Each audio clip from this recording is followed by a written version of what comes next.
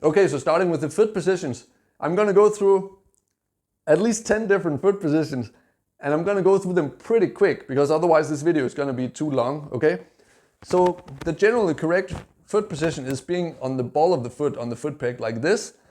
But in some cases, if you over jump a jump, just like Eli Tomac did and lost the championship because he snapped his Achilles tendon, that can be avoided if you over jump a jump or you have a very big jump.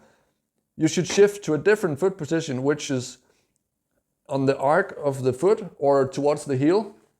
So when you land, you don't hyperextend the foot on impact. Another foot position is actually being all the way on your heel, and that is for operating the brake pedal. On the other side here, operating the shifter.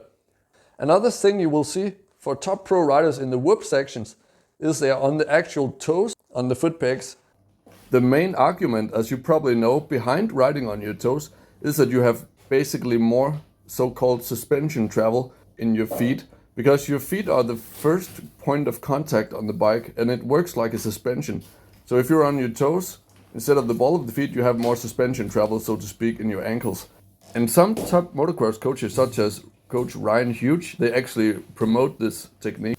But I definitely don't recommend to try this if you're not a supercross professional, because there's a lot of risk involved with riding on your toes.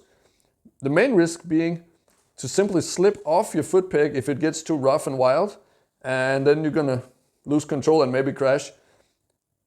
Another risk of being on your toes is exactly the same as riding on your balls of your feet, is that you can end up over jumping something and then hyperflexing ankle and getting injured. Okay, now let's talk about foot positions where the feet are off the foot pegs. So the most normal foot position off the foot pegs is for cornering, when you put your leg out straight, especially in rutted turns. You see riders put them up really high. But for bowl turns or sweeper turns, you'll also see riders just putting the leg out slightly and then straight back, just for a short while. And then pro level, you will see some funny, interesting foot variations where they put the foot under the brake pedal or the shifter, often when they do whips or if they really charge a jump and stretch it out, so to speak. To not get ejected off the bike, they'll hook their foot under the brake pedal or the shifter.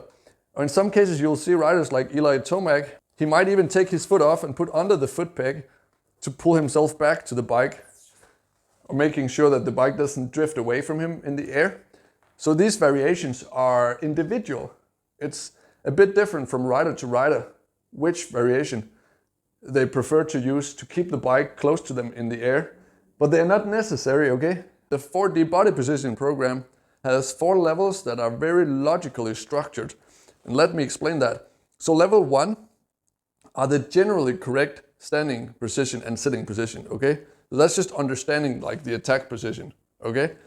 Level 2 is all the variations of the standing position and the sitting position. All the different foot positions that are being used, and basically standing position, leaning forward, leaning back. When do you do that? When do you sit? When do you stand? Understanding all these variations is level 2, okay? Level 3 is all the stuff you cannot see on videos, okay? And that is pressure points where there's looseness and tightness in the body when you're riding, and also small cues for correct posture when you're sitting and standing on the bike.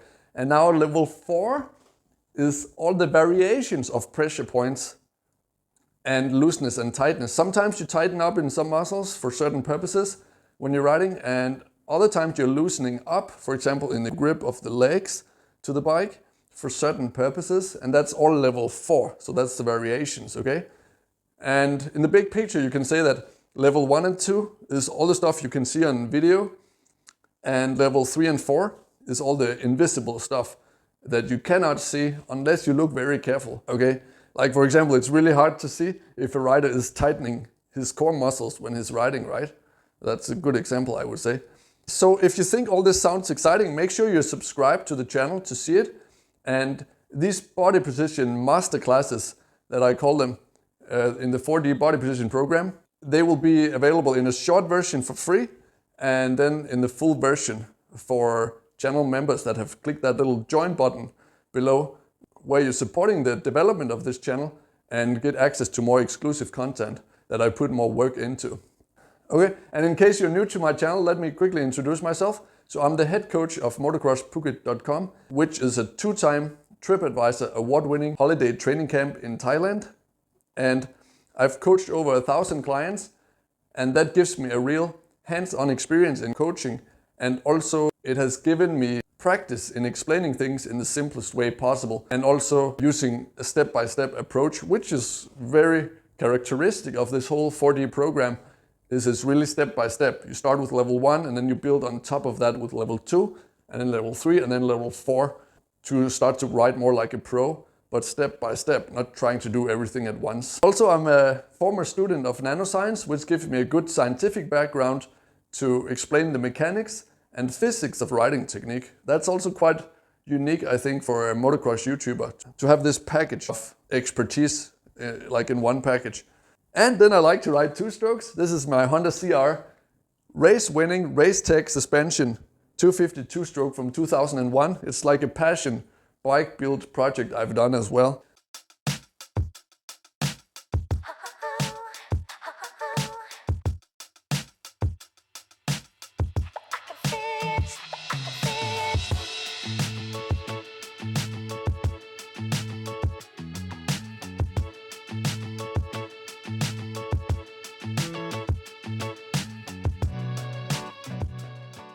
To watch the full version of my advanced riding videos and support the development of this channel, click the join button below and become a member.